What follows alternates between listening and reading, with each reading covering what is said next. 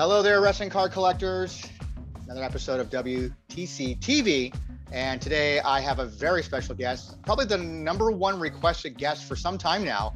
I was going to call you Huskerhav. That's what I'm going to call you. That's what I've always known. So, that's fine. My real name's Anthony Havlovic. I'm from originally from a small town named Brainerd, Nebraska, and our claim to fame when I was a kid growing up, we had a large motorcycle dealer in our little town of 250 people, and whenever wrestlers would come to Omaha, Nebraska, before they would leave the next day, they would all make it to our little town to go visit this motorcycle dealer. So we had people like Mad Dog Bashan, Bruiser Brody, and guys back in the day like that would come to my little town of 225 people. You ever go and meet those guys? I was too young at the time frame. I saw Mad Dog Bashan, and I recognize him, but some of the other guys, when I was a kid growing up, we didn't know him that well. No. You get a lot of wrestling on TV at the time for you? Well, my wrestling on TV started on a network that was ran by NWA at the time frame, and it was called Central States Wrestling, which was like a satellite affiliate to the NWA back in the day. And the main champion back then was a guy named Bob Brown. I don't know if you know him, Bob Bruiser Brown. But the big star, or the upcoming young face at the time frame, was Marty Jannetty. He was everything on this network, and it was ran out of Kansas City, and we would watch it all the time. And I'll never forget the day I came home on a Sunday and turned on TV, and we got to see WWF for the first time. Total different production from what that other wrestling was. I'm not knocking that other wrestling, but it was just a total different feel, total everything, and we couldn't go back to watching that old style when you had this new fast-paced, in-your-face kind of wrestling when I was a kid, and that's kind of where my love of wrestling got started. So what got you into cards? Well, before you even talk about what got you into cards, I mean, people need to understand something. You have the premier website for people who want to buy singles like that. How long have you been running this website? The website's been active for almost, I think, 20 years now.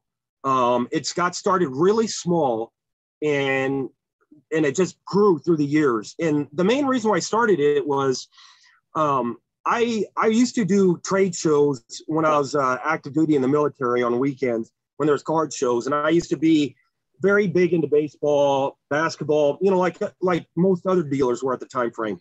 Well, then after a while, there was so much product that was coming on the floor, and it was getting so expensive, it was getting hard to collect myself, because I'm still a traditional set collector. Even with all the different sports, I still try to put together my sets every year. And what happened with wrestling was, one day I was just like, you know what, I kind of got bored with all the other sports, and I always had wrestling, but I never really was, really into it like I had become. And I was trying to find singles complete sets. And even on eBay at the time frame, you couldn't find singles. And I'm like, there's got to be a better way. And I happened to be in at work one day, and, I was 38, 40-year-old guy working the command post. And there's these young kids that were like these computer geeks. And I was complaining about how, God, I wish I could build a website. And this one kid's like, it's easy. And I was like, yeah, I'm like, but I'm an old guy. For you, it's easy.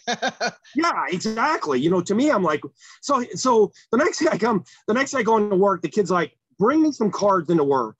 So I took some cards into work. It was a slow day. We had no planes flying on base. It was literally a dead day for the most part.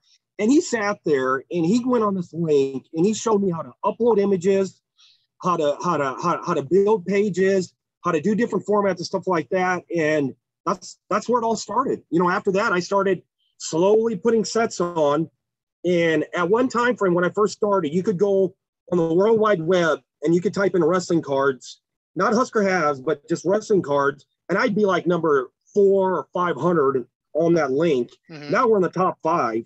And I owe it all to that kid. To this day, I don't know if I would have ever done all this stuff if it wasn't for that guy showing me how easy it is to do a web page, because I was very intimidated by it. But once I got started, it got better, and it got a lot easier. And yeah. the thing about the store is it kind of manages itself over time. once you have all your images uploaded for a particular set, all you're doing is going in and changing inventory, maybe changing the prices on things from time to time when things get, super hot. I always try to make sure that on my store, that whatever stuff's selling for on eBay, that my collectors or my customers get it cheaper on my store than what they can get on eBay or on Amazon and these other places. That's always been my goal. My goal is always trying to bend. As a seller, how difficult is it for you to maintain and keep up with all the different types of inventory you have, different sets? It can be, because you are a one-person operation, correct? Correct. I've got two teenage kids. They come sometimes to help me. I've got another collector who sometimes helps out, but he's not reliable. I'm pretty much a one-man operation for the most part. When the COVID hit, I could tell that there was something going on collecting wise, because I could see more and more orders coming in, but they were orders coming in from new people that I never had done business with before. And they were also people that when they were ordering stuff, they would send me a list of questions like, I bought these cards from Flair WrestleMania 2001. Could you tell me more about this product? Or could you tell me what are the Flair products you would recommend and stuff like that? So they were new people. And I could tell that was happening with COVID. And then the other aspect of it was I started watching things because I watch eBay once a day. I'll be on there for at least 2 hours just looking at different things. And when I say eBay, I'm not talking America eBay. Yeah. I'm talking Italy eBay. I'm talking Greece eBay. I'm talking all these different eBays because you get different products in other countries that don't necessarily show up on the American eBay site. Even if you set up your search engine for the worldwide search, sometimes stuff doesn't show up on the American eBay sites. So anyhow, make a long story short, there was a trend going on where it just seemed like there was a lot of cards that were starting to sell, or there was more interest, more bids than what I normally would see in the past, which led me to think there's something going on here, and when I started going to Walmart, not looking for wrestling cards, but just cards in general, or maybe card supplies. I need plastic sleeves to put new cards in when I'm shipping them, that kind of thing. Stuff was being sold out. And I knew there was something weird going on in the hobby. My problem that I had was Yahoo changed the format and I could not go in an update. For example, 1995 cards, Stone Cold card. Yep. I've got a stack of 75 of those that I can't even put on my website now until I get this new website up and running. And there's just stuff like that. I ended up knowing that it was going to take months for Yahoo to get my site back up and fixed. Never happened. Yeah. But what I did in the meantime is I was going out and I was purchasing large sums of cards and collections so that when I finally got up and running and this craze or this hype kind of settled down, then I could update my inventory with some of the hard product that people are wanting to collect, but be able to give it to them at an affordable price, not where they're going to have to take out a loan on their home to buy it, if you can understand where I'm coming from. Yeah, absolutely. Well, the whole market, as far as not just cards, but collectibles as a whole, everything increased. Everything totally, went up. Everything went crazy. Even stuff, because I come from a family of collectors, even people that are like in railroad memorabilia. Yeah. I don't care how obscure or how weird the collection is that individual has, everything's went up. Yeah, everything went crazy. And it's not just a little bit, it's like a significant amount. Yeah, a lot. Absolutely. And things are starting to come down. Obviously, the market settled down. Things have come down. As we've talked about in different episodes before, there's a new bench, a new floor has been established. So, things that were $1 that were selling for $10 all of a sudden are not going back down to $1. They're probably settling around at the $3 range, $4 range. But that $1 floor is gone now. Well, yeah, because you look at a product. I'll give you an example of a wrestling product that sat on the market for years. $5 a box, 1991 Impel WCW. Great looking card, good photos, good wrestler selection. No one would buy this stuff. Now you can't get a box of that stuff for anything less than $45 to $50 a box. Yeah, I mean, I've got boxes sitting around as well. So like that, I'm like, I'm just gonna. I have no intention of breaking it open or selling it. It's just let it sit, and I'm good with it right now. But everything became like that. Like everybody was trying to speculate after, the Rock 98 Superstar set, kind of went up in value because of the Rock card. Then people gone Stone Cold. Oh, wait a second. There's this Cardinal game card, and I gotta get that too. Yep. Oh no, now there's a Panini sticker. Gotta get that too. Everybody's looking for the next big thing to try to, push and push and push. And then all of a sudden, talking. I'm sorry. You mentioned one thing, and it really kind of makes me wonder. And that's those 97 Panini stickers. I saw recently on Twitter them showing pallets and pallets of those cases of boxes, and it really made me kind of wonder where was all that stuff sitting since 1997? Well, that's it. And how did all of a sudden out of clear blue sky it just came out? That can be said about a lot of things, because my other business was Velicard stuff, where I've established myself as the premier place for raw deal cards for so many years, and people are like, oh, it's drying up. But I remember when the Orozco brothers back at Frank & Sons, they were wholesale specialists that went to Comic Images and bought out all the remaining Comic Image inventory when it came to the raw deal stuff. Yeah. And so the first wave they got, it was all Premiere through Vengeance stuff. And then they had it at their booth. They had cases and cases. And I'm like, oh, I'll take a case of this and a case of that and a case of this. And that was it. And like, oh, we're going back for wave 2, which was all like the really good stuff that came in at the end of the run. And like, oh, I want cases. I never saw it. And they're like, oh, well, it literally went from our truck to the trucks for Walmarts and Targets. We sold to them.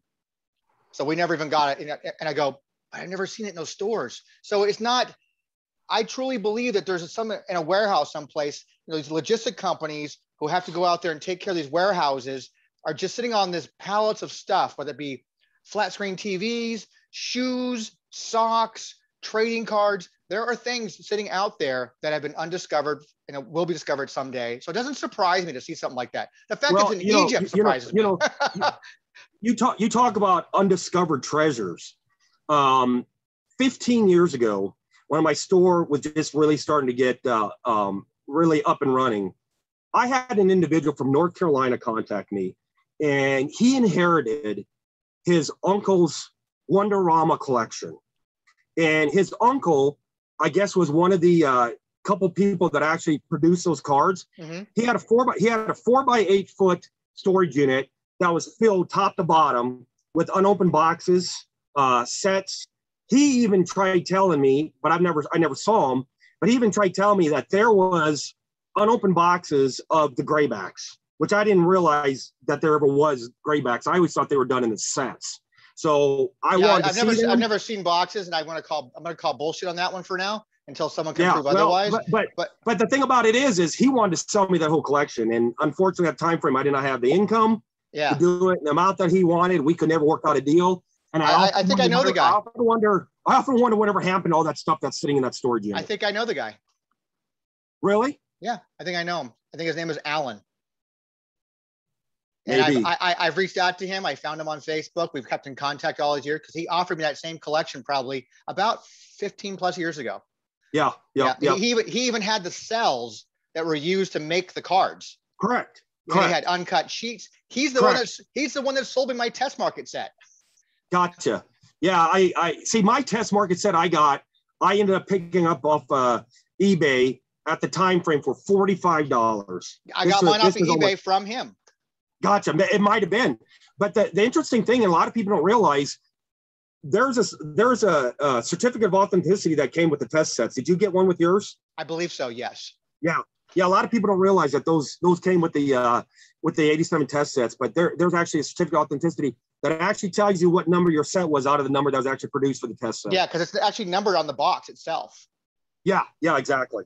So it's a cool set. I can't wait to dig that up in storage, which is people have been dying to make me start recording these Tony storage unit finds because I just keep. Well, I've moved it so many times. There's still stuff that's out there. It's just a matter of if I had all the time in the world, which I will in a couple of years, my kids will be graduating high school and I can travel. There's a lot of places that I just want to go travel and just drive up and down a coast, hit all the pawn stores, hit all the different little collector places, because there's a lot of stuff out there that are still to be had that people don't know about. Sure. You know, you can't do that necessarily with baseball or football or basketball because that stuff's too popular. But if you're into boxing cards, if you're into wrestling cards, you're into any of this other sport type stuff, there is some phenomenal stuff out there because there's a lot of people that do not realize how collectible some of this stuff is. Yeah. And I've said this before, and I've said this to many people. I get frustrated sometimes in the hobby with the company out of Dallas, Texas, who is considered the premier price guide people. They do not do justice for wrestling cards, especially as popular as they are. And I wish people could move away from them to other sites like Paul's checklist site and your checklist site, and realize that there is a lot more to wrestling cards than what a couple guys in Dallas, Texas are going to tell you about. Yeah. They put out an almanac every year now for that stuff, I believe, for wrestling. They do have an almanac. I saw the last one. It was nice. I have all 3 years. I tried to help them out with the raw deal stuff. Yeah, it was nice, but a lot more information on your guys' sites. Yeah. Well, they take a lot of this information from our sites, by the way. So I know. Well, I know they do. I mean, I don't know. I want to send something out there. There's a gentleman out there who I used to be very good friends with. I used to have his phone number, and I know you know him. His name was Grim. Oh yeah, I know him for years. Grim disappeared years ago, and if you're out there, Grim, you still have my email address. It's still the same. Please contact me because I'd like to talk to you. But you and me both. Grim told me a long time ago. He said, man, I know the guys at Beckett live on your site looking at stuff. And I said, yeah, it's funny because I contacted him a while ago, and I said, why don't you bring some real wrestling card experts on? I'm not talking people who think they know wrestling cards or guys that might have like a very valuable collection, but I'm talking guys who actually know wrestling cards. And I even told him, I said, hey, I'd write you guys some pages periodically. You wouldn't even have to pay me anything just to get some exposure to wrestling from actual wrestling collectors. Never did hear back from them, but I know they live on my website. Sure. I know they live on my website. Paul knows he lives on. We have the analytics to our websites. We know where things are coming from. So it's not like they're can hide really. But I mean, your website's impressive. I never personally, for me, up until recently, I'd never bought anything from your website before. Well, it's funny because on your old website, underneath the message boards, you had on there that you're missing one card from completing your Animotion stuff from 2005. I still have, and I have it.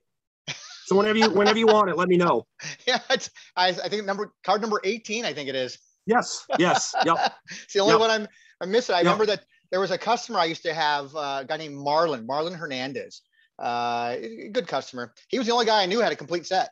Only guy I knew had a complete set. Here's an interesting story because, and I don't mean to jump around, but that product of Animotion, a lot of people don't realize how rare those cards are. They're tough. That set was released in Italy and parts of Spain. And when it was released at the time frame, the company who did that lost the license with WWE. So they actually destroyed most of the card from 0 to 90. Yep. But then they came to an agreement and they ended up reproducing, and they had so much of the early 1 through 90 that they put in with the current boxes. That's why the current boxes have all those checklist cards with like 8 cards on them. Yeah. But you'll open a box of that stuff and you may only get like 10 cards from 1 to 90 out of the box, and everything's 90 to 180. Yep. And a lot of people don't realize that that's the reason why that happened. And the bigger issue out of that was, for me personally, putting together that set, I opened up 10 cases of that product. Still could not get card number 81, Stacy Keibler. That was the hardest card out of that whole set to get, was that darn Stacy Keibler card. A guy from France contacted me and he said, I've got 300 unopened packs that you can have. I worked out a deal with him. He sent those to me. Pack number 2 had Stacy Keibler in it to complete my set. And there's a gentleman out of Washington, Pennsylvania that used to do a lot of trading cards. He called me up because he was trying to complete that set also. And I said, hey, I've got like 100 some packs left. He's like, I'll buy them all. He said, all I'm trying to get is Stacy Keibler because I need that to complete my set. Same card? We worked out a price. I sat there for an hour and a half opening packs. This is when I was in Alaska, opening packs, and we got down to 2 packs left. Second from the last pack, he got a Stacy Keibler card. Oh, nice. Was it the same card as yours that you needed? Yes, the number 81. He needed that one too. That's the hardest card in that set. And I think number 80, Truth Stratus, is the second hardest. Your 18 is the third hardest one to pull out of that set. I think it's Christian. I think it might be. Yeah. Yep. Christian. Yeah. So that's for years, I just kind of gave up on it because I'm just not actively pursuing things on eBay like I used to. I gave up collecting. I really did. I gave it up, as I mentioned before. But now I'm a PC a player collector. My PC is all about Kurt Angle stuff. So that was when I first time I used your website. Was a few months back. I used your website. I actually bought 2 Kurt Angles from the Russia set. Yeah. And I bought a McMahon card, which didn't come in my package, by the way. Say that again. I didn't hear you. Which didn't come in my package. I got my 2 Kurt Angles, but you didn't send me my Kurt. But I had to refund you because I sold on that McMahon. I never got a refund either. Uh-oh. I can't hear you. With the way things were on Yahoo, I haven't been able to update my inventory, and some of that stuff sold out, so I just had to refund people. Yep. I had to get them, so I got them, and I just ordered a McMahon one for the hell of it too, and never got that one. So well, you know that Russian set when that came out was so popular. I didn't realize how many people wanted those cards, and not necessarily they weren't like putting together a set, but they were looking for weird or obscure cards of their wrestlers that they collected. You know, and I had a couple people that to this day they're like, hey, I need wrestler so and so. I know you're sold out. Can you contact a guy in Russia? And my contact in Russia came down with I don't remember what he said it was. I think it's some form of cancer, but I haven't been in touch with him in almost a year. That's why I haven't had really anything new come from that area. But he used to. I told him before that if he could find me more packs of that wrestling superstars, I'd like to buy them because there's so many people that are still asking for cards from that stuff. And if I could find it, believe me, I would bring it back to the website and fill up that inventory because it was fun stuff. So a segue into your website, by the way. So where are we at with your website? Because you've been kind of like, is the old website gone? I haven't been to the website today. I haven't checked. Okay. As of today, if you go and type in www.huskerhavswrestlingcards.com, you will get an error show up on your page. Okay. The reason why the error shows up on your page is because Yahoo did not do what they said they were supposed to do for me in my business. So I am now in the process of changing my website to a new web hoster. So you're doing what I did with WTC, which I moved my domain from Yahoo to GoDaddy. So you're in the process of moving your domain. Right. And you know as well as I do how time consuming that can be. And so I'm in the process of doing that now. I'm hoping by the end of the month that I'll be back up, not with the new version, but still the old one as I'm doing updates to the new version to re-release it. So I'm just trying to get back on because I've had at least 10 or 12 people in the last couple of days email me and say, did you shut down operations? I said, no, my operations have been stalled because of Yahoo and their incompetence. So now I need to get my stuff back up. So if people are out there and they're in need of cards, you have my email address, send me what you're looking for, and I can work with you until I get my website back up and running fully like it was before. Okay. And so we're expecting a completely new design. Yes, I'm planning on trying to get a whole new design. I'm working on it to where the card images on the front page are bigger, and it's kind of like more interactive, and just different ideas of stuff that I want to do with that. And then the other thing that's been a big craze that has really started picking up recently is UFC cards, and I used to have those on the bottom of my page. I started buying up sets of those, and I'll be putting those online. The original 2009, I do have a whole set I'm going to be breaking to put that on so people can get the cards that they need from those particular cards. And the other thing that I'm looking at expanding within my website, because I'm trying to make my site kind of more than wrestling, more like a Fight Club type site, is I'm looking at eventually bringing on boxing cards. Okay. And even sumo from Japan. Okay. I got some sumo cards. We'll see how things go. You know, like everything else in this world, it takes time. Of course. And when you have time, you can get it done. But sometimes you get behind. And the one thing that I don't want to do is I don't ever want to hold up any orders for anybody who's ordering stuff because they come first. But I'm always trying to expand stuff and get more things on there, and that takes time also. Let's talk a little bit about you now, actually. So, Okay. how long have you been collecting cards? Since as a kid, it's always you got you're doing sports. My first pack of cards that I ever bought was a 1981 Topps baseball. Bought it at a little store in Seward, Nebraska called Ben Franklin. It was my grandfather. I was staying with him, and he took me there. I was, I think, 6 or 7. And he's like, he was very much into baseball. His favorite team was Kansas City Royals, obviously, because we're in the Midwest. Yeah. And anyhow, so I happened to open that pack of cards, and I got a shortstop from Kansas City named Freddie Tacek, which was my grandfather's favorite baseball player of all time. So after that, seeing the look on his face, and I gave him that card, that's what got me hooked. And so I started with baseball because baseball was my original love.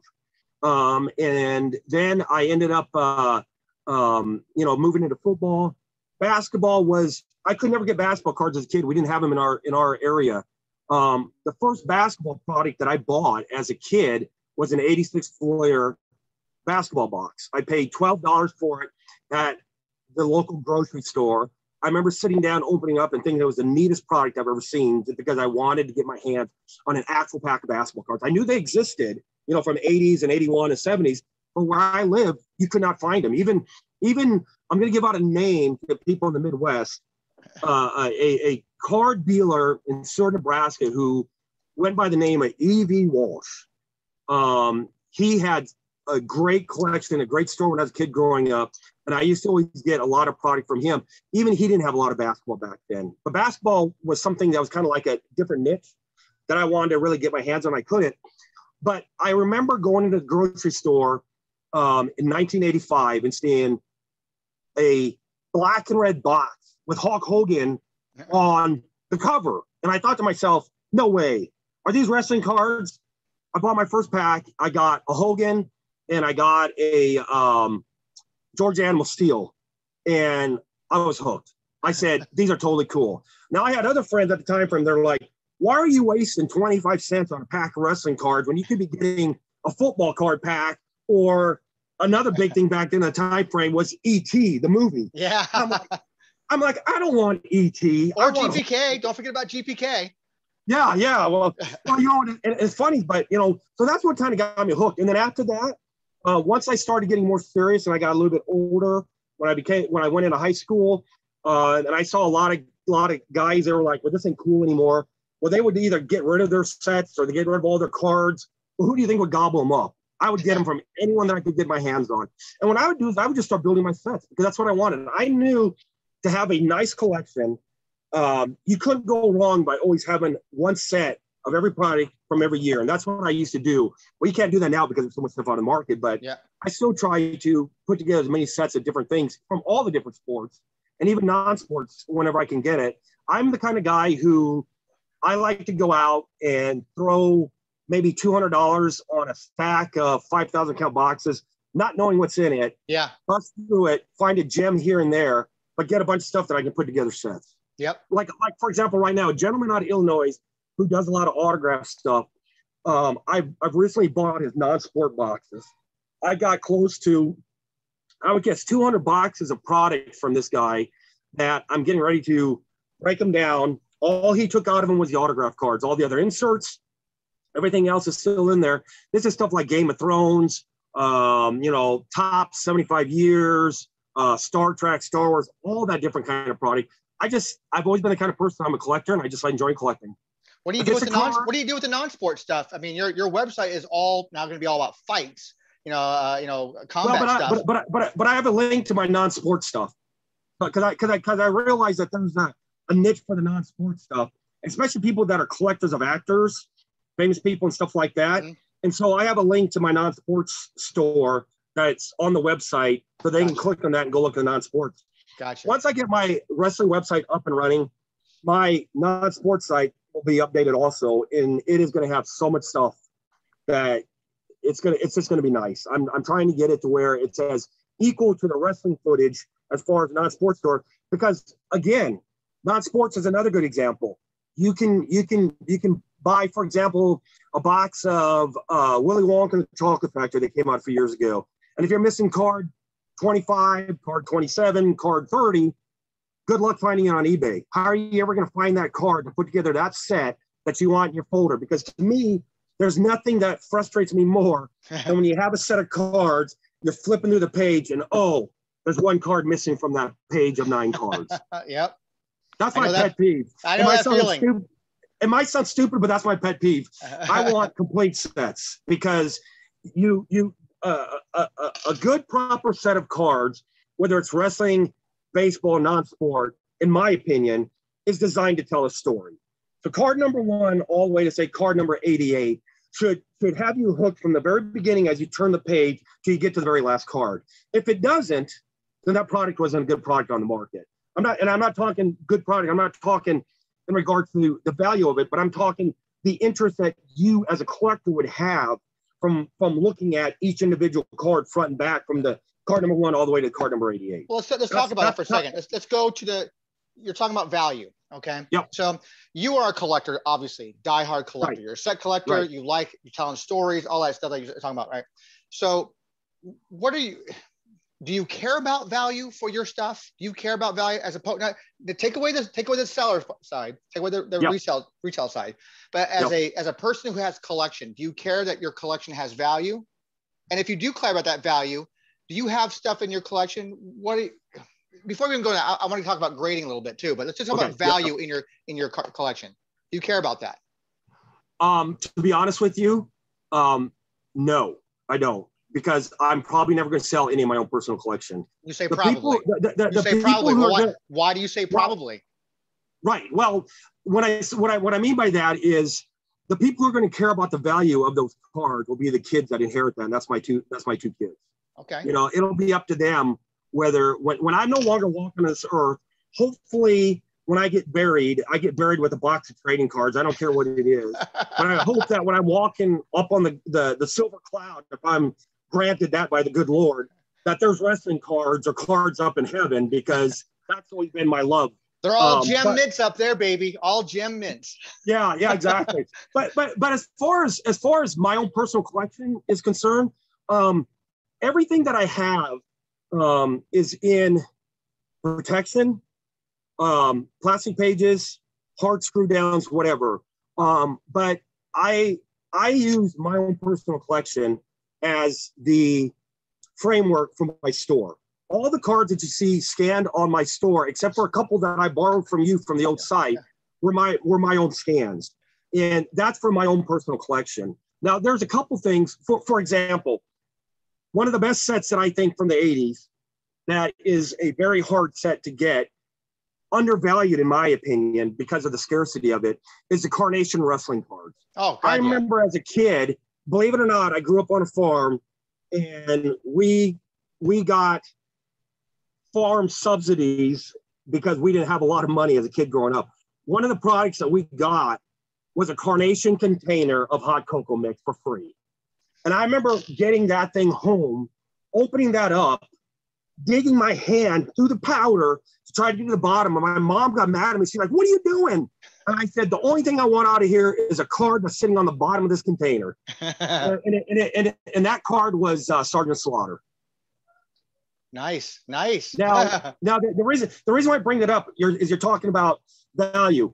I have that whole set, but the one card that I have, which is not mint, is the the Koloffs, because the card version that I have, someone clipped the corners off to make it look like an octagon card. Oh, okay. And I've always been looking for one to replace that. I haven't found one that I can get at the price that I want to pay for. Yeah. But it's stuff like that. And then you talk about value. The big thing in wrestling that everyone talks about, Wrestling All-Stars. Believe it or not, I got my 3 sets, Series 1, Series 2, Series 3. And this is a trivia question that I put on Twitter that no one knew about. I said, who was the one individual that would sell these cards besides direct purchase out of magazines? Because there's a lot of people out there that think, and your buddy thinks that the only way that you could ever buy those cards is direct purchase out of magazines. That was not the case. There was dealers back then that actually had affiliations with Wrestling All-Stars. And one of them was a female out of New York City that went by the name Renica Galasso.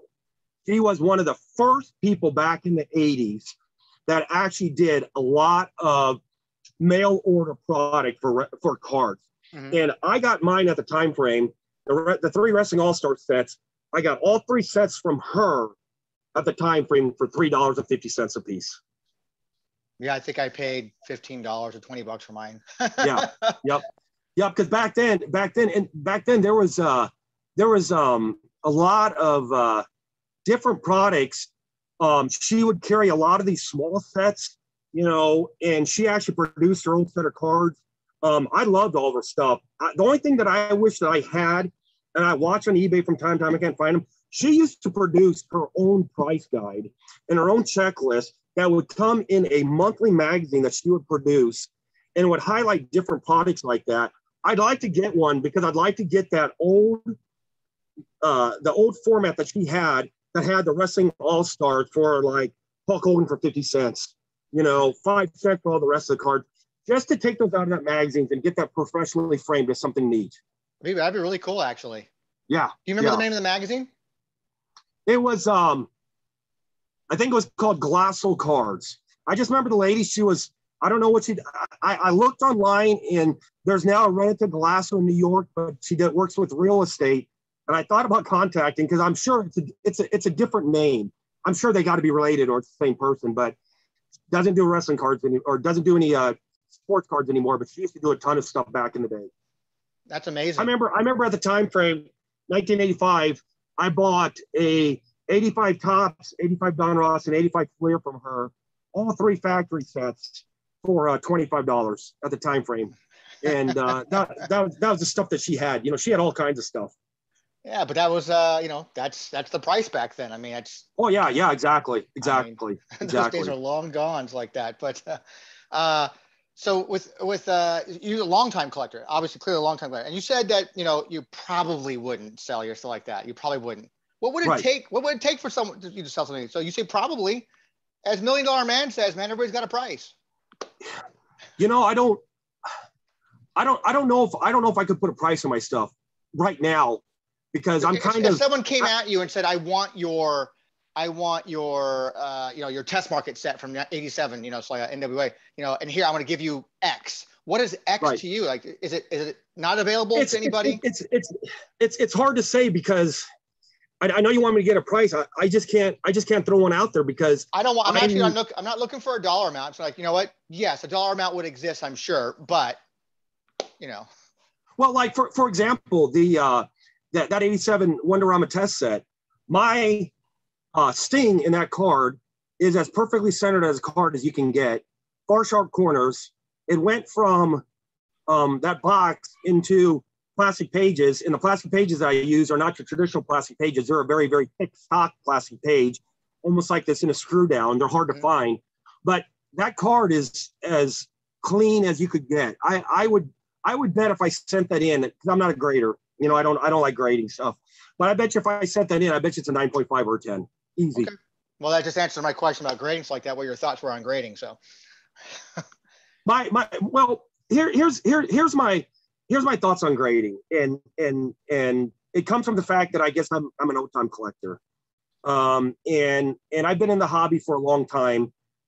When I say the hobby, I'm talking the card business, not just wrestling cards, but everything else. And what I've seen over time, what worries me in our hobby today, especially the wrestling side of the house, is everyone's trying to get everything graded. And I'm the kind of person who everyone should have the freedom to do whatever they want in this country that makes them happy. I've got no problem with that. You do whatever. But what I worry about is products drying up to the point where young kids, new collectors, are not able to get their hands on stuff. For example, Walmart, Target, as many probably know by now, have gone out of the card market just for buying it online. And I'm the kind of person that I don't particularly like to buy.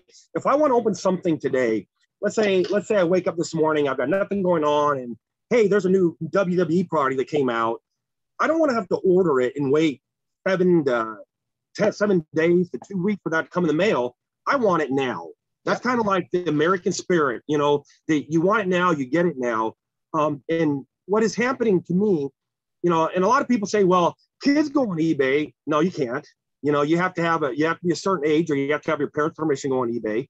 And I don't see kids having a lot of money in their PayPal accounts. And it just makes it hard.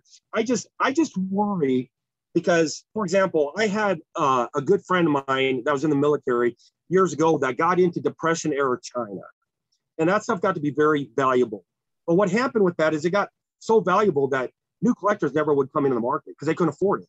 Yeah. And then when you don't have new blood, new collectors coming in, you don't have demand for stuff. Sooner or later, you start noticing, well, this stuff's going, way down in value, which to me as a collector, I don't mind because I can get it cheaper and put together more stuff, but you don't have more people that are getting interested in it.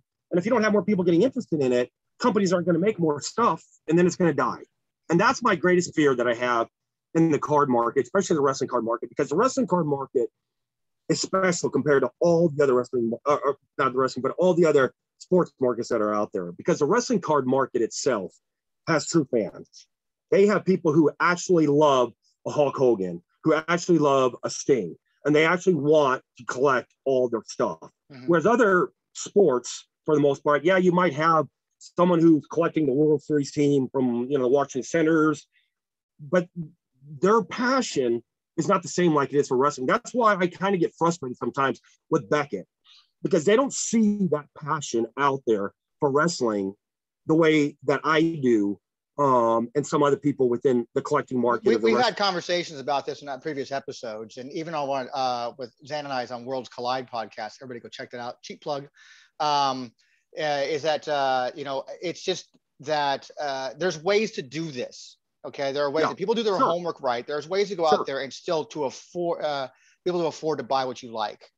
I personally, my personal viewpoint on what you just said is, I think that there should always be some sort of a flagship product line that they put out that is a low price point with no bells and whistles in it. It's like that. That's meant specifically for for kids to get into. It's like that. Really, they should.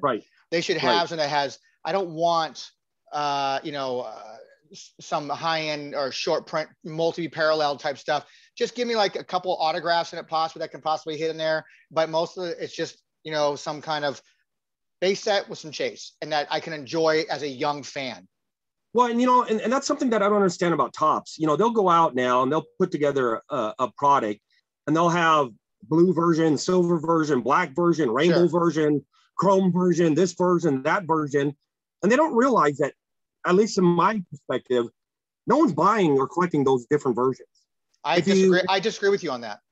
Oh, see, because I myself, I have tons of that stuff laying around. I put it on my website saying, if you're looking for certain wrestlers, certain colors, I've never had one person contact me and say, hey, I'm looking for these. Never one. I think that if it's numbered, especially paralleled stuff like that, I'm not a big fan of parallel stuff, but I understand the value in it. And I understand there's people out there who are player collectors. They're going to go after and create their rainbows. They want to create rainbow. I'm with Kurt Angle. I don't care about base cards for Kurt Angle stuff. I want numbered stuff. I want the rainbow. And that's what I want. And so I think there's people out there who want that stuff, because we're already taking a niche market of wrestling cards, which is already a niche market. The print runs on that are considerably less than basketball, baseball, where they're printing millions. They're printing thousands in wrestling. So it's already a low number type of thing. Looking from an investment standpoint, it's already a low number type of thing. Then I have parallels, even lower numbers, numbered stuff, even lower numbered. I mean, we're talking, if you're looking from a value standpoint where you're trying to invest, there's that. But I believe that they should probably have a product line they put out once a year to go out there and attract kids specifically. Because I agree with you. They're being kind of priced out, but we're also talking about a world now where kids are used to paying $20 for a pack of Pokemon.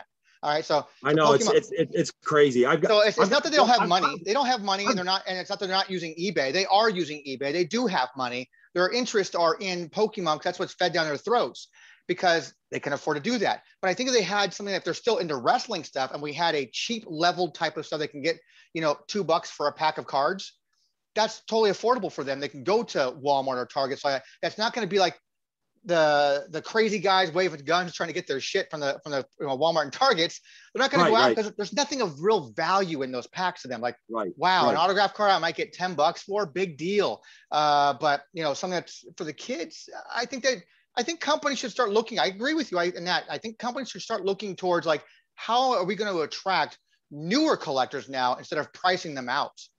Right, right. I'm in that middle ground myself. I'm into grading right now. I have things set off to PSA that I'm waiting for because I want things. I'm not sentimentally attached to anything anymore. My website is created like your website was created, which was off my collection. I built that entire website based on my collection. Those images were my cards from my collection. So I totally get that. But I'm not attached to anything anymore except my Kurt Angle stuff now is new for me. So why would I not want to get the most money out of my stuff? I totally get that. But I can understand that. I mean, everyone, the one thing that's great about collecting is everyone collects for a different reason. Absolutely, 100%. And the bottom line is, as long as you're having fun doing it, that's right. That's all that matters. Yeah, that's right. There's no other reason to be a collector if you're not having fun and it's not enjoyable. Even if you're investing, if you're looking to collect just to invest, I hope you're having fun doing that and not getting an ulcer trying to get the next big thing right away. It's like that. Right. Yeah, because like one of the cards that I need to my set, and it recently came on eBay, but I didn't realize it came on eBay, that I need is the Kurt Angle medallion ribbon card from the 2002 All Access. So if anyone has that card out there, I'm buying that card because I need that to complete that set because I got the Hurricane. I will be competing with you on that because I used to have it and I sold it and I want it back. It sold for $400 on eBay, and I would have bought that in a heartbeat to complete that set. Yeah, I was so disappointed to see that when it was sold because I was like, oh my goodness, I haven't seen that in years, and that's one of the card sets that I need. So but I only bring that up because you mentioned Kurt Angle, and that was a Kurt Angle card that I do need. It'll show up again. Trust me, they all show up again. People sometimes like to buy and invest in things thinking that I got to get it now because I'm never going to see it again. And even granted, you probably won't see it for years. It's never to say that you're not going to see it because we live in a world right now where things are flipped quickly and often, maybe for less than what you saw for last, sometimes more, but it's going to be available. It all depends on what it is that you want to invest in and what you want to buy. A lot of people write me and they say, do you buy cards? Do you buy collections? Or I always buy stuff, but I buy it. But people need to understand, I buy it to be able to resell it at an affordable price for someone to be able to buy it. Correct. You understand what I'm saying? I'm totally. You're talking to a seller myself.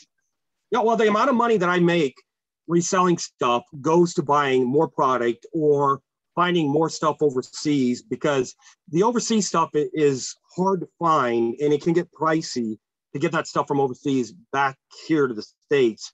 So all the extra income that I make selling stuff isn't just to line my pockets. It's just to keep more inventory coming so people can get more stuff. But that's the hobby in general as a whole. It's like that. I mean, I used to buy into all kinds of non-sport stuff. I mean, I had really good relationships with Inkworks and Rittenhouse. I mean, I got stuff before the public would get it. Donna, when she was the representative for Inkworks, every year for Comic-Con San Diego, I would get a brick of all the promos. She sent me the images the week before the Comic-Con so I can make my templates ready to go for eBay. And I knew I was getting a brick. So getting all that stuff can be sometimes hair pulling. I totally get that. I get it. Because the one thing that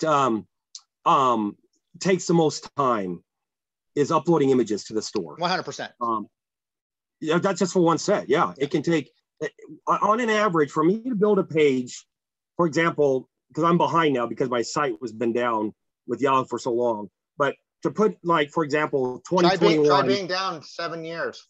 Yeah, well, just to do one page, to do a base product of say 2021 RAW, for me to get all those images scanned, put up the inserts that I got that I can put up, it takes me probably about 3 or 4 hours just for the one set. Yeah, I believe it. You're preaching to the choir, buddy. I know that.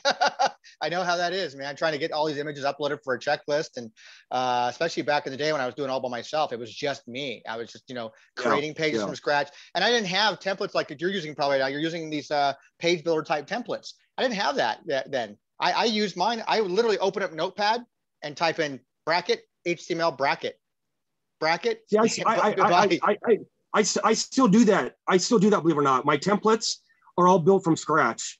So if I want to build a page, I have to do a drop down of, say, a graph.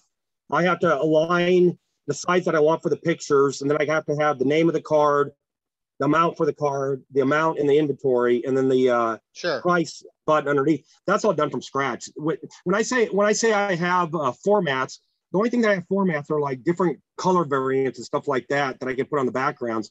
But for the most part, anything that involves writing or a box on the web page, that all has to be built by scratch. And I'm hoping by now going to this new web hoster, they're going to have some better product than what Yahoo did.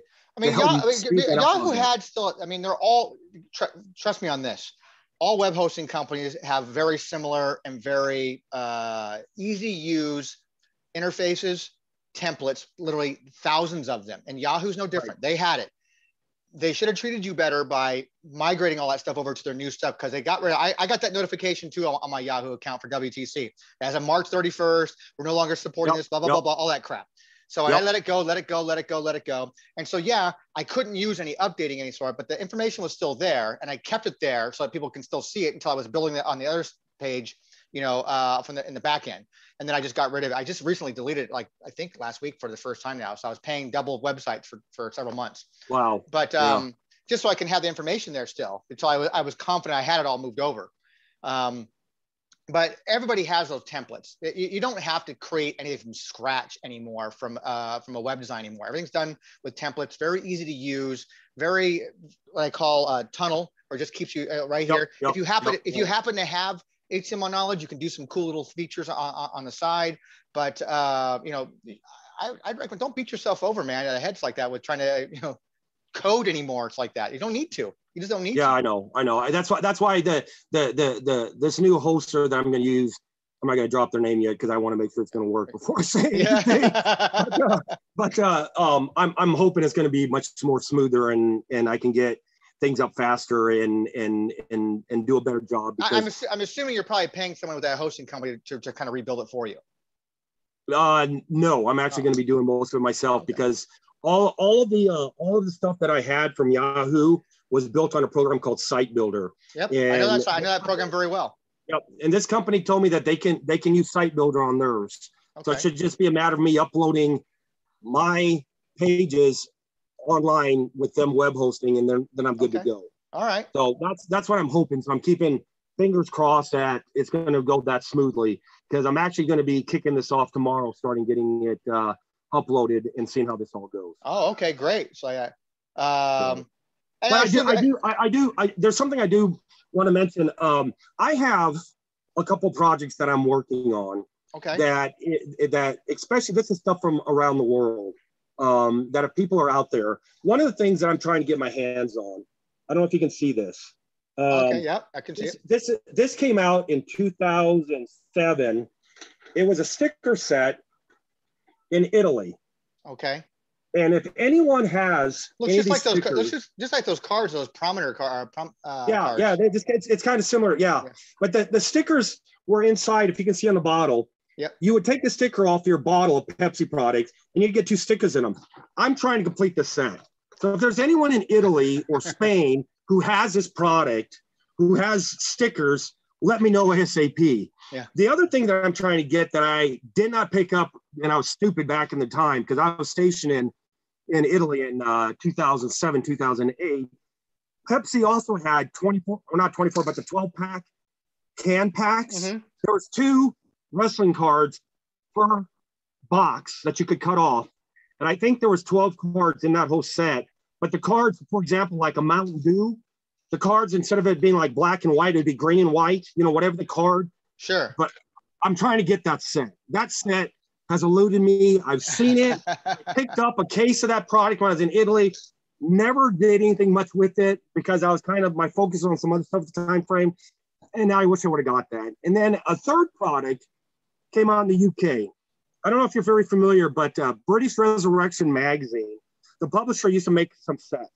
Right before they got ready to close down their operations, they actually put together a sticker set for British Resurrection. And I think it's 150 stickers. They were in packs and boxes.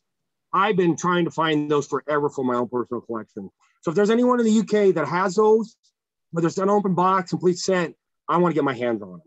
And then finally, the one market in this world that I need 2 or 3 guys if they want to make some money and help find product in your country to bring to the United States is in South America. I know for a fact that Topps produces product in South America, especially stickers that are different than the Topps version stickers we get here.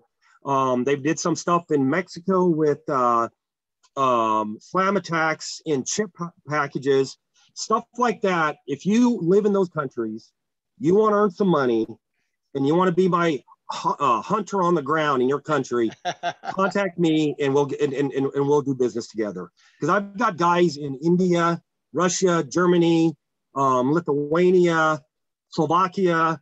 You know, I kind of got the Europe market really good.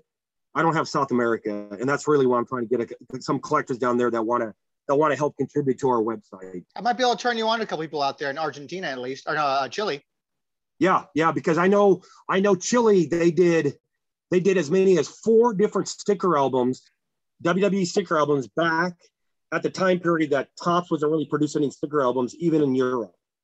And I'm trying to get my hands on them. In fact, one of the sticker albums that I got, which isn't completed, but is close, it is just amazing. I cannot wait for the new store for people to see it.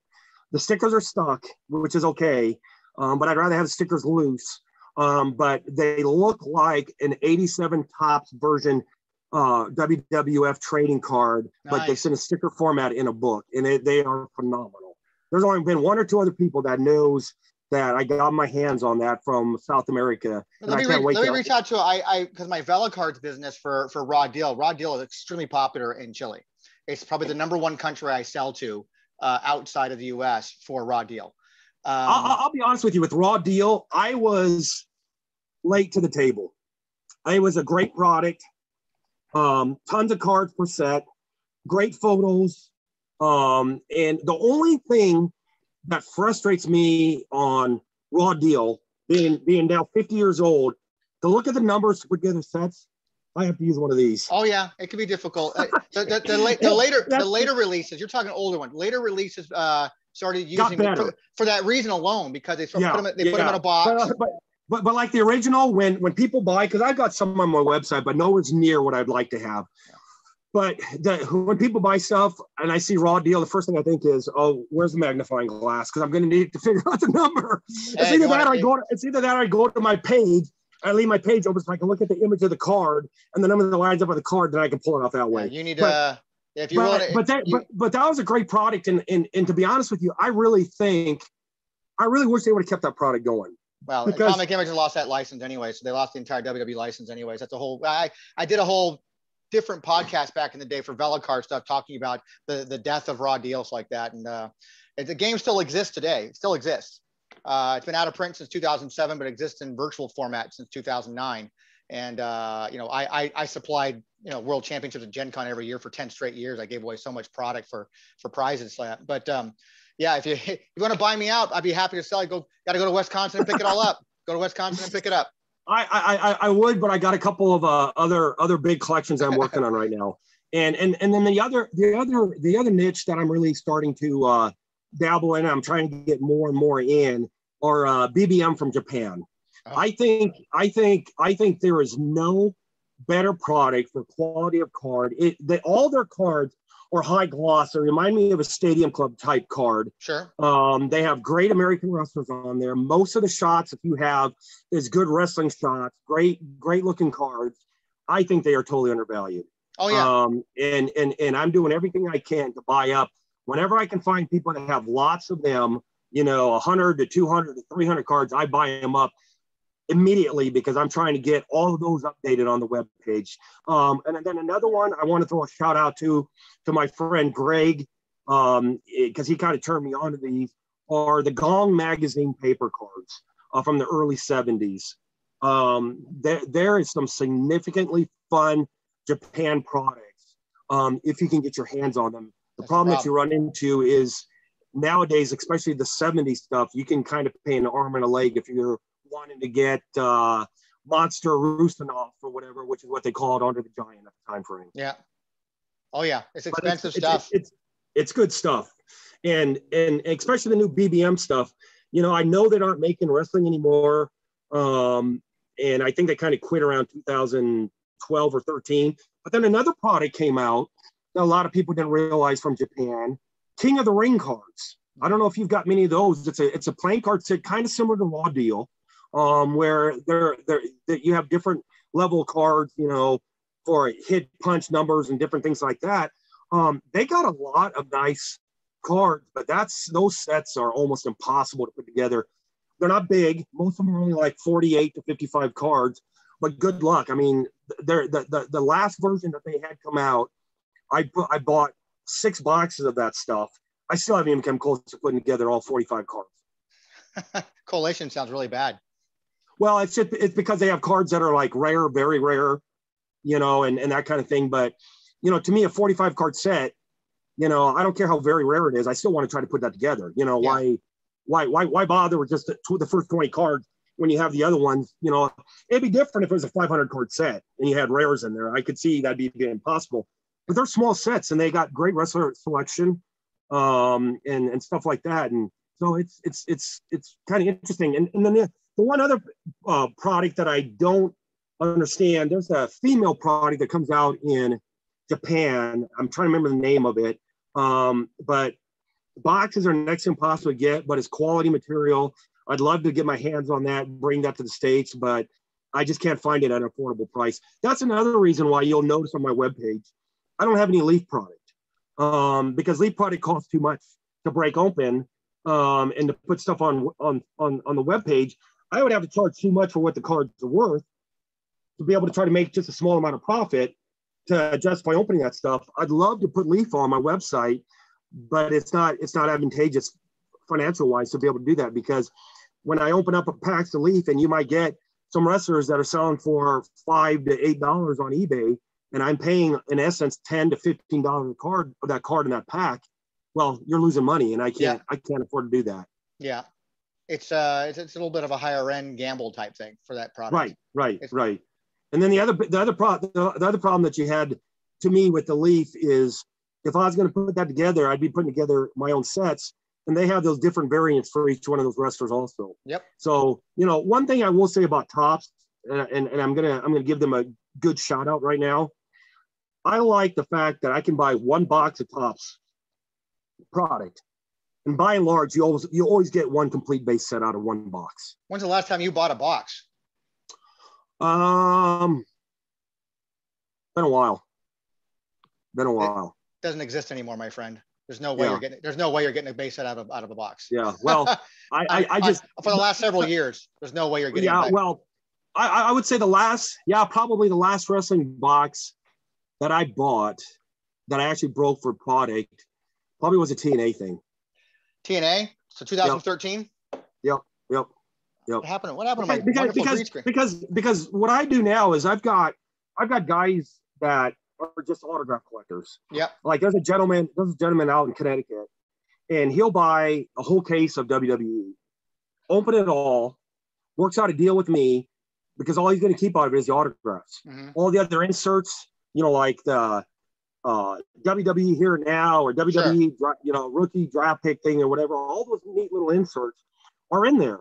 So I can get those at a decent price and be able to put them on my website and sell them to a collector at a very affordable price without them being marked up. You know, you go on eBay and you see some of that stuff. Everyone's charging $3 to $4, you know, per insert card.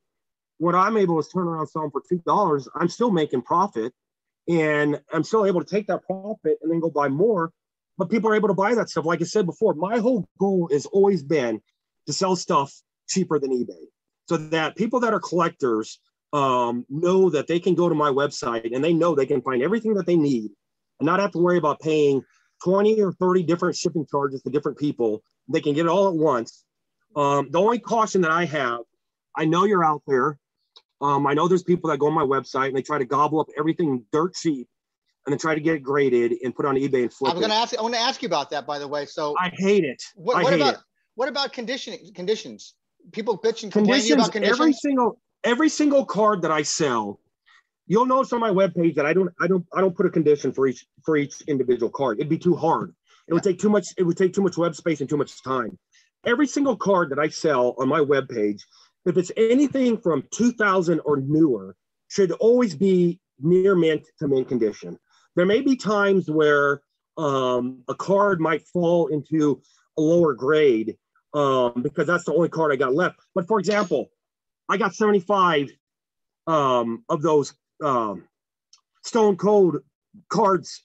If I was to sell those to you, if you bought 5 of those from me, what I do is I go through that stack of 75, and the top 5 condition cards that you buy, you get those, and it goes down and down and down, lower grades as time goes on.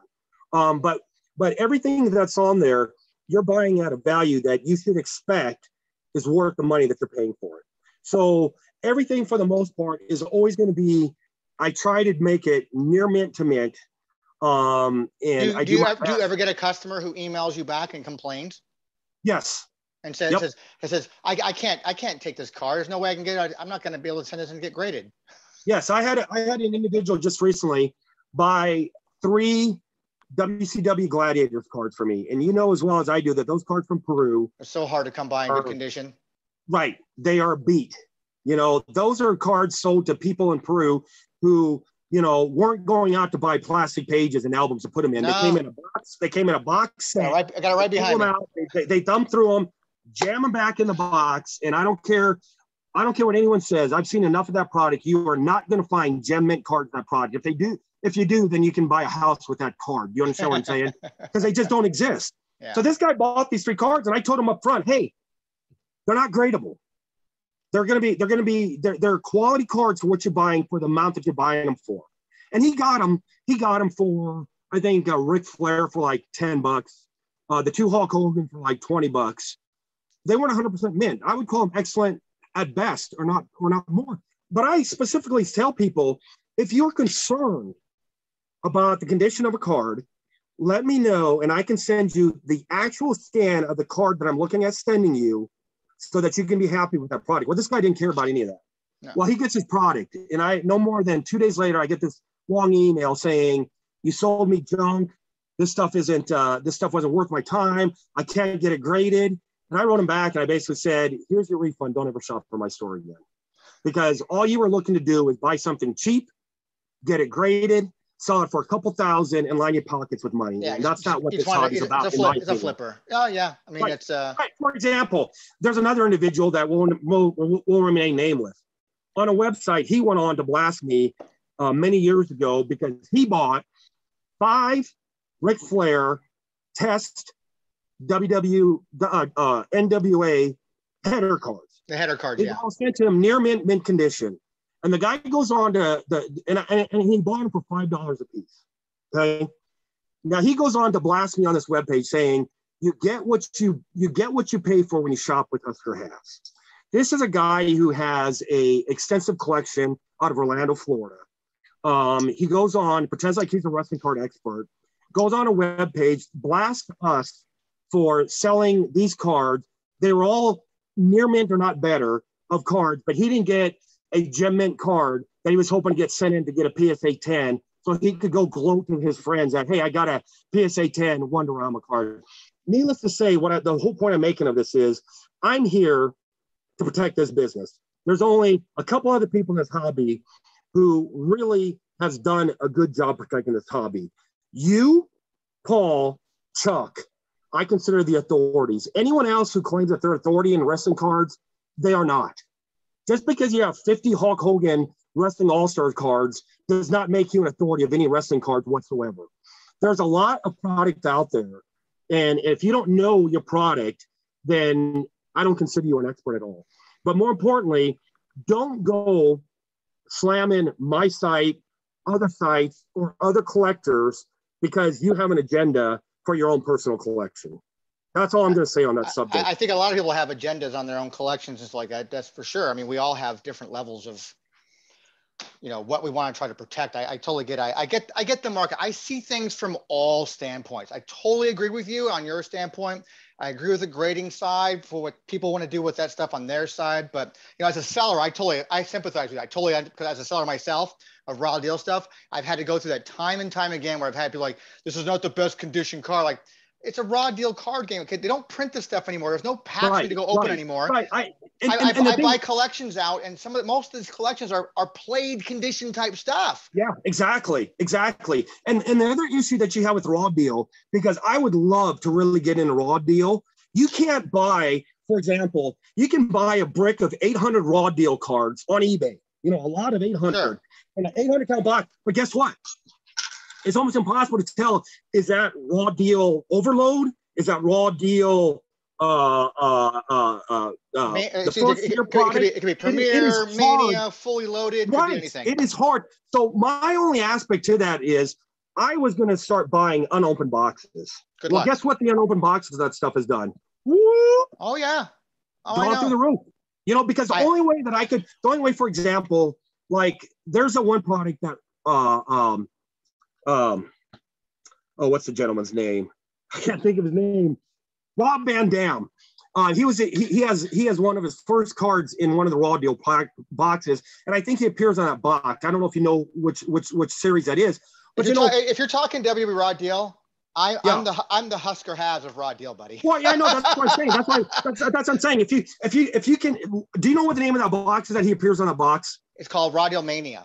Yeah. Okay. That's it. Right. He had a promo card with him on one side and Lita on the other side.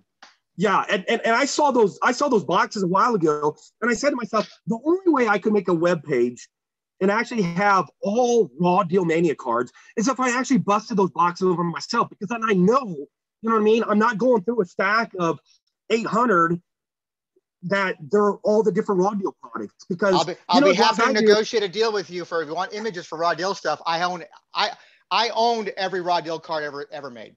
Gotcha. I've one copy of it, at least I should say, not every Raw Deal.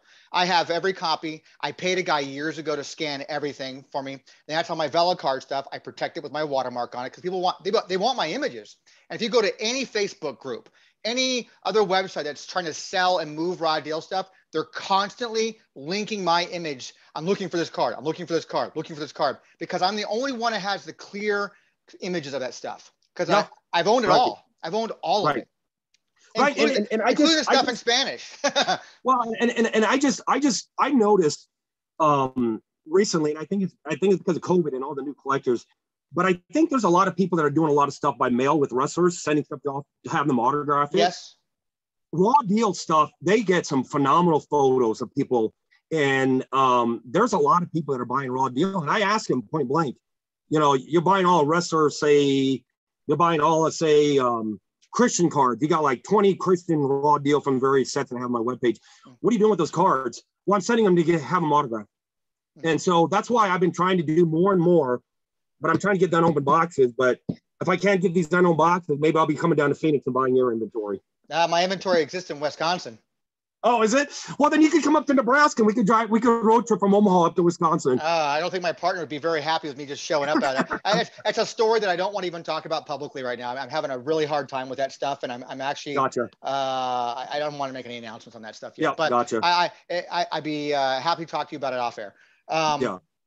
Yeah. So this has been pretty enlightening, sir. Like I said, you're one of the people that I consider one of the old school original guys doing wrestling stuff. I'm going to say Raw Deal again, wrestling stuff. I mean, because I came across your website right around the same time. I think yours and my website came around the same time. And then we both dealt with Grim. Grim was our kind of our go-to. Grim was my main competitor because I was selling a lot of wrestling cards, and I had. I didn't know that. I bumped into Grim. I happened to be in England at the time frame, and he ordered some stuff from me, and then he found out I was in England. And he wanted me to try to, track down the Merlin card from England, the WWF Merlin card, because that's another product that a lot of people don't realize. You cannot find a lot of those when you buy big assortments from overseas in really good quality condition. It's hard because the cards overseas in Europe, they get handled, they get played with. They're also they're also thinner cardstock, which tend to have a lot more deep corners, and I mean. Correct. And you don't have the average kid over there running down to the dime store buying a pack of 100 plastic sleeves to throw those cards, and they don't do that overseas. It's not happening. And so that's why I try to tell everyone, when you got quality stuff coming from overseas, if you can get quality Merlin cards that are clean, consider that a treasure because they're hard to find. Yeah, I mean, so my experience with Grim, because it's rare to actually talk to somebody who knows Grim on any decent level, because I've had several conversations on the phone for hours. Yeah, see, he and I used to do the same thing. The last time I spoke to him would have been around winter, February timeframe. I think it was 2007. Was when I was getting ready to move to Italy with the Air Force. And I talked with him. We talked for probably 3 hours one night. I watched 2 college basketball games the whole time that we were talking the whole time. My wife was a nurse, and she was working in the VA at the time frame. Kids had got put down. They were sleeping. And all we did was talk wrestling cards for 2 to 3 hours. That's all we talked about. I remember one night we talked for 5.5 hours one night. He at that time frame, believe it or not, he offered his collection to me to buy it. Same to me. Yeah, and I probably should have got it. And if he's still out there, like I said, you have my email address. Contact me.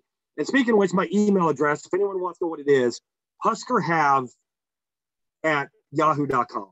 Just HUSKERHAV at yahoo.com. If you have any questions, the other thing I would tell people, if you have wrestling cards that you have no idea what it is, please scan a picture of it and send it to my web link, and I will try to help you understand what it is that you have card-wise, because I've got a lot of contacts in other countries, and sometimes there's products that come from overseas that make it into our market, and people really don't know what it is. For example, there was a Andre the Giant card recently that some guy picked up at a garage sale on a table for $2, and it was a Japanese product that's part of a board game over in Japanese. And the card itself is like $40 or $50, on average that you see selling on eBay when it shows up. And he didn't even realize what it was when he contacted me.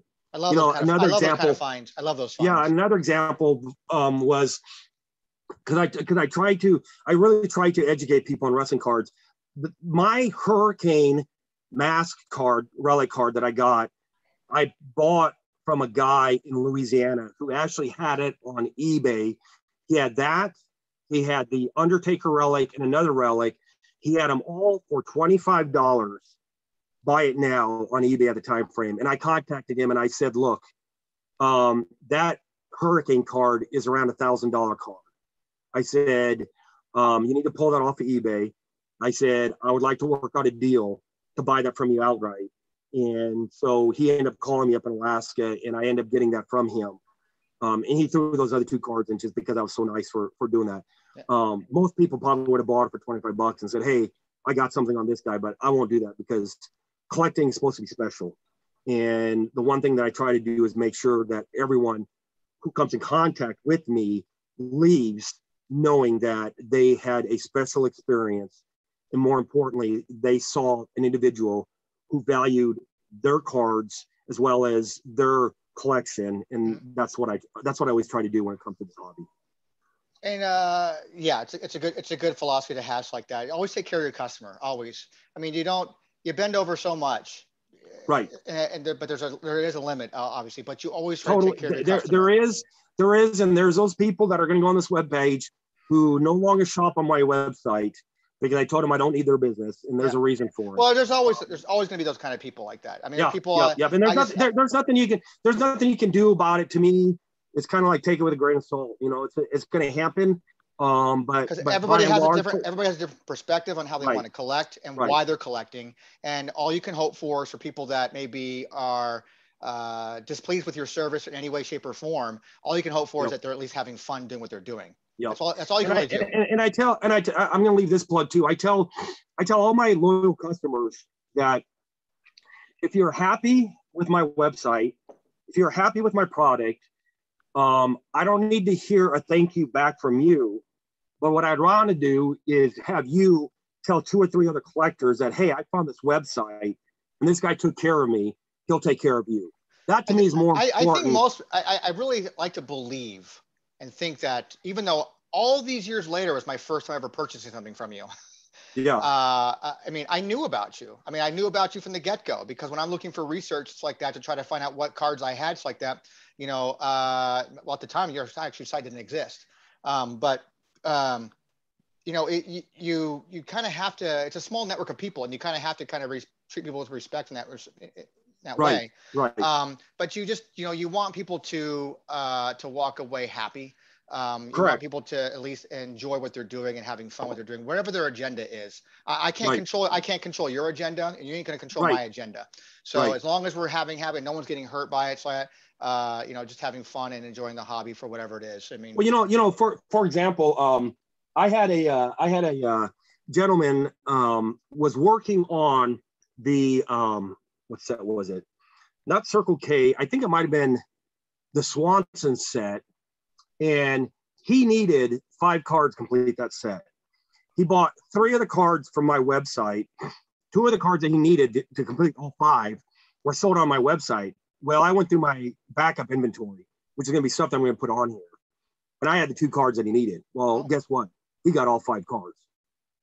nice. I didn't charge him from the other 2 because it was important for him to understand.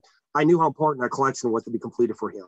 Well, And I helped him get being that a done. set completist yourself, you understand and can sympathize with people looking for that kind of stuff. Totally. Yeah. Totally. So There are times where I've got guys, for example, let me see if I can find, I don't have it by, there's a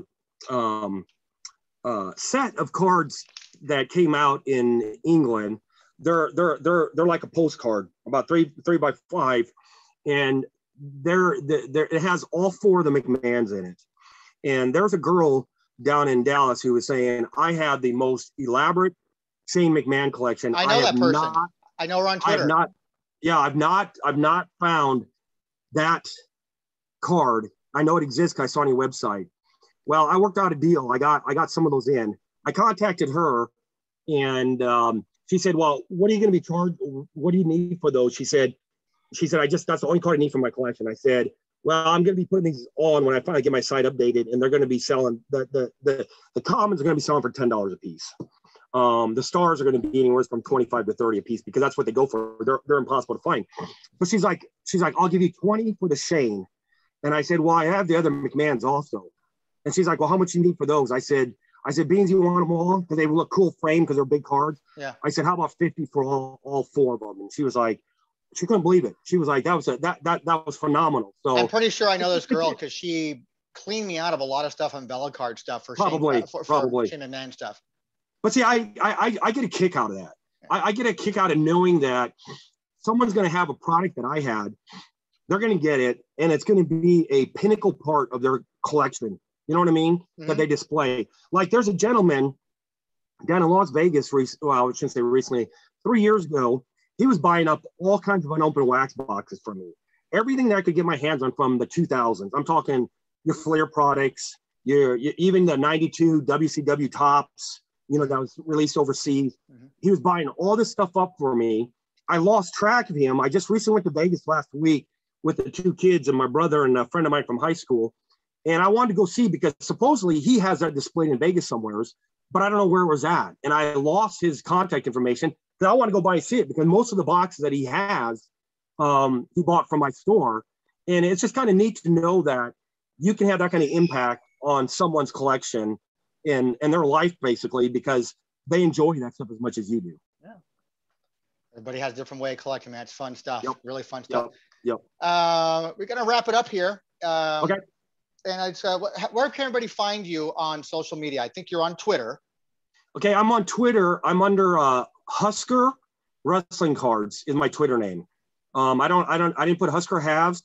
I didn't use that just because I tried to make it more of a generic thing on Twitter because I try to do business on Twitter and I don't necessarily need everyone linked to my website. More importantly, a lot of the indie sets that are out there, because I try to get the indie sets at a affordable price to be able to bring them to people at an affordable price because as well as I do, indie sets go fast.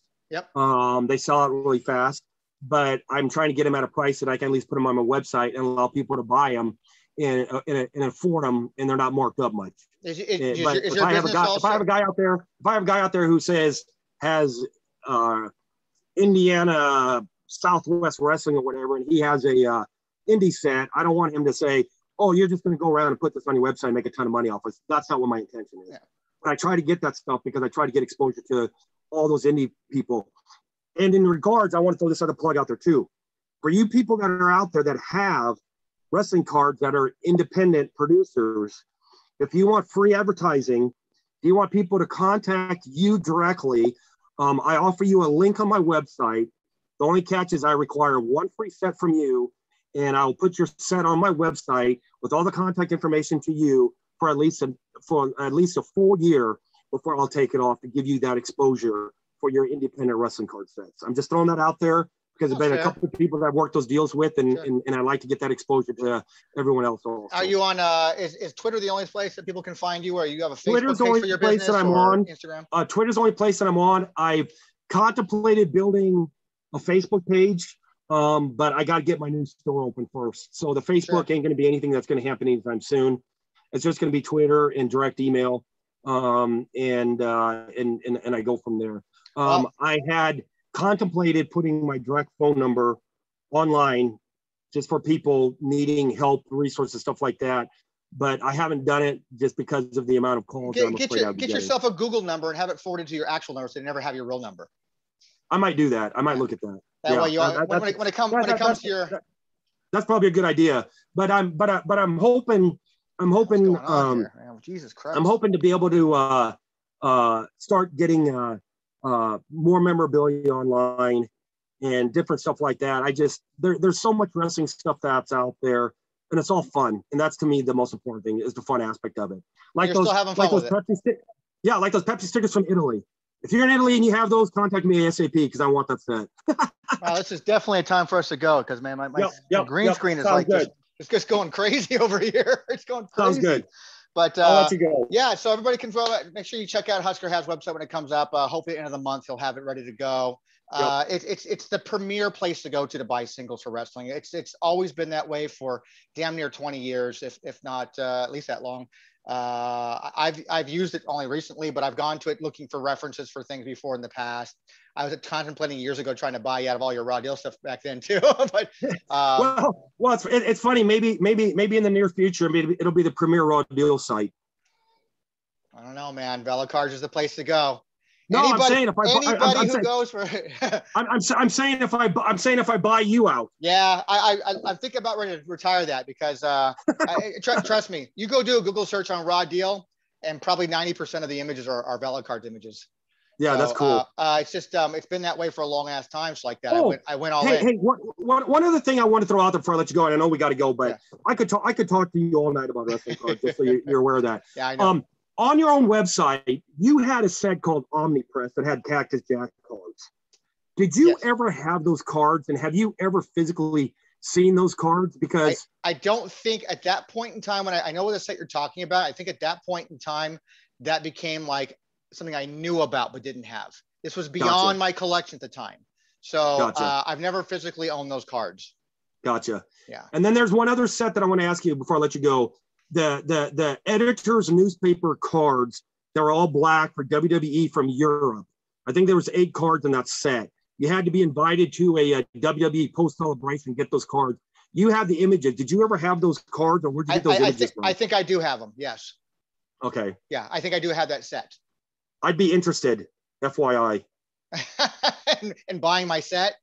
Yes, because I don't have those, and I don't have those, and I've watched eBay in the UK for years, and I can't find that anywhere. Yeah, if I stumble across them in storage, I'll consider it. Cool. It'll be another episode of Tony's Storage You Didn't Find, like that. So the wife and I will go down there and start filming some stuff here pretty soon, I think. And then before I actually go, I'm not going to give anything away. I'm not going to say anything beyond something special might be happening in 2022 that will involve multiple people here, including yourself. Yeah. It'll be fun. If it goes down, it will rock the hobby in a positive way. I think so. And so that's all I'm going to say right now. So, it's been a pleasure talking to you, sir. I've been wanting to get you on this for a long time. I said, people have been asking me, Paul's talked about it. Chuck's talked about it. Anybody is like, you got to get Huskerhav, you got to get Huskerhav on it. So once you get the website up and going and get in the flow of things, months down the road, I'd like to talk to you again about, the progress of what's going on. New things are coming out, new features. I think that'd be good in a couple months, because I think we're going to have gone past the COVID craze and all this weird collecting stuff, and I think things will have settled down and become more normal again. Yeah, I think you're right. So we'll touch base again, and of course we're always gonna we can text each other anyways, like as usual. Yep. Hey, I would say one final thing to everyone out there. Just remember, I tell everyone, happy collecting. Happy collecting is the way it goes, man. Yep. Great way to end it all right here, man. Yep. So I guess until next time, sir, we will say that we are out.